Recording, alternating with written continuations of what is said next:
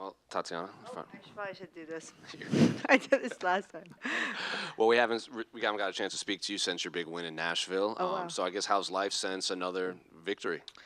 Um, just normal life. Just keeping in shape.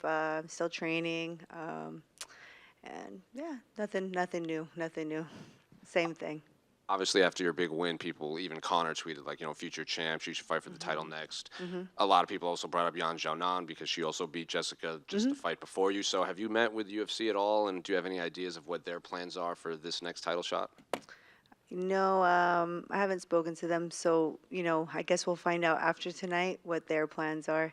I'm hoping to get the title shot. I think that, you know, um, I think I don't know. I mean, I can name things, but I just hope that I'm next, and but I think I have like 7 fight win streak right now in the UFC, so I'm hoping that that can solidify. I know I had a layoff, but still 7 fights in a row. And I'm sure you've heard it. Like if Weili wins and they do want to go to China, I'm sure they would want to do the Yan versus Weili fight. Yeah. If that does happen, are you a fighter that would you would wait for your turn, or would you want to stay active, after your long layoff? I don't mind fighting. Again, I always like to fight. I like to fight anybody, but I definitely want to fight the bigger names. People that have either fought for titles or have been holders. That's the only reason why I kept asking like maybe for Rose, just because obviously like she was a champion. So not like I have anything. They're like you keep calling her out. I'm like no, I just want to fight the best of the best because it just shows that you're the best when you beat them.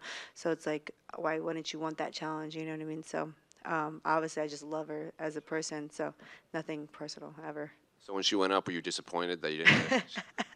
Yeah, I was like, no, but I can't do it. I look forward to her fight, though. I can't wait to see how she does at her new weight class and that fight in I think is it Paris? Yes. Yeah, it's amazing. Yeah. And I have to ask, how's Patchy's camp going for his big title fight coming up?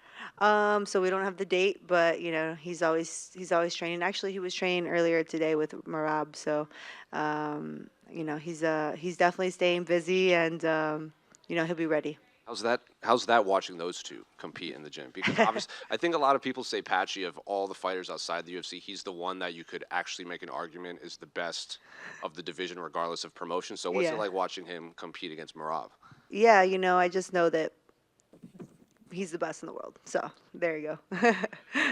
hmm Tatiana, right here. Obviously, you're looking at the co-main event tonight, hoping that you're the next person they bring in the cage for it.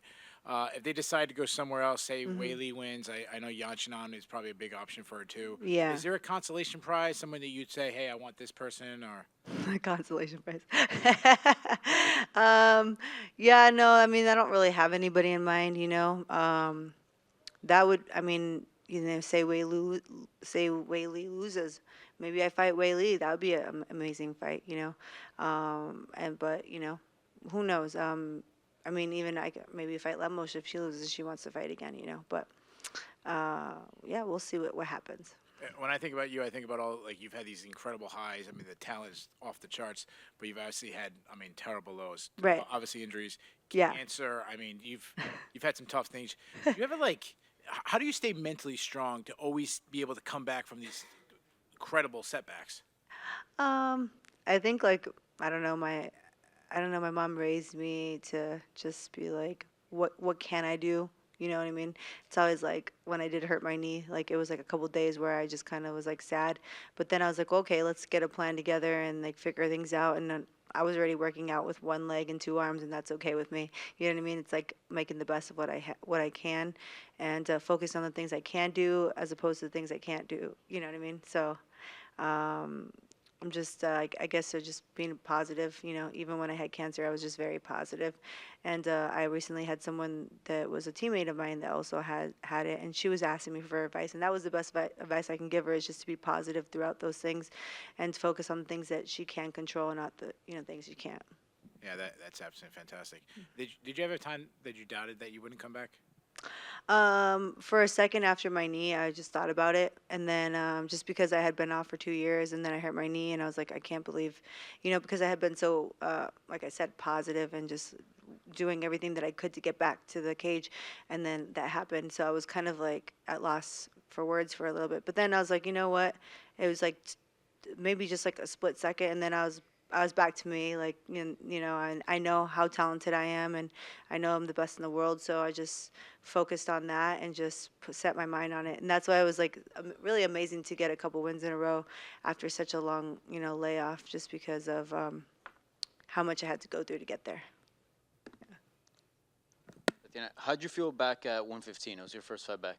Oh, I felt good. Yeah, I felt amazing just because I felt like me again. You know, I felt like me again, and that felt really good. You know, being at 125, I didn't get a really good camp for that fight just because my back was so bad, and I wasn't able to train as hard as I usually can. So I felt, you know, a little weird. But at 115, I felt great because I had the camp that I needed, and I sparred a lot, and I trained really hard the entire time, and I felt better at being at 115 and being able to get a good camp. Was that fight at 125 just as a transition, back down to 115, or do you think you'll revisit that weight class at some point in the future? You know, I mean, I don't know. You know, I think I feel really good at 115, and the cut wasn't so bad.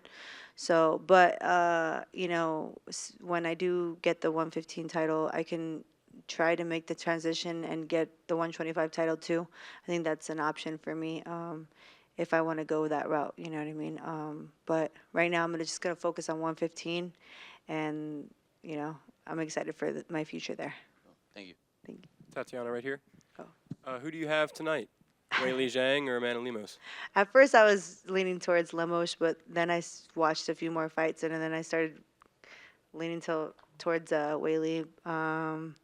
But, you know, I think, like, if it goes the distance, I think Weili will win the decision. I think if it doesn't go the distance, like, within that time, I think that Lemos probably gets, like, a sub or, you know, maybe a TKO or something. But I think that Weili she's really, like, diverse on the feet. I feel like that might, like, I guess, throw Lemos off a little bit. But I also see that Lemos can get a submission. So, you know, we'll see. But I'm excited to see who wins. And then stylistically, which one of them would you rather fight for a potential title someday soon? Either one. I think that I match up well with both of them. And, you know, I think that I'm excited to fight either one. Yeah. That's it. One more. Kind of going off of that, obviously the winner is going to be an international, like, superstar win. Right. So would you be willing to go to Brazil or China to fight them for the belt? No, I'm just kidding. Yeah, of course. No, of course. Yeah, I would love that. I mean, I think I thrive in those types of situations.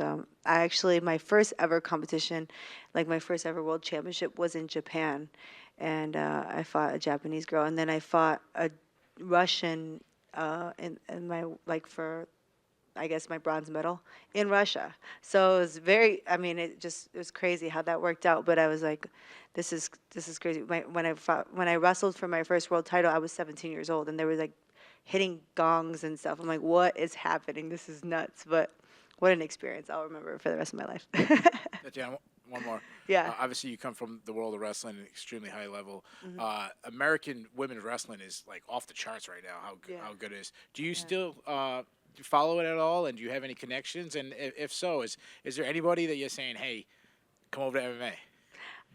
Yeah, I definitely follow it, and I think a lot of the girls there, you know, they're just focusing on wrestling, you know, and I think that they're making good money there too. So I think they're just, you know, content. And plus, when you're in just wrestling, you don't have to worry about the other stuff, you know, getting hit, getting choked out, your arm broken, stuff like that. So, but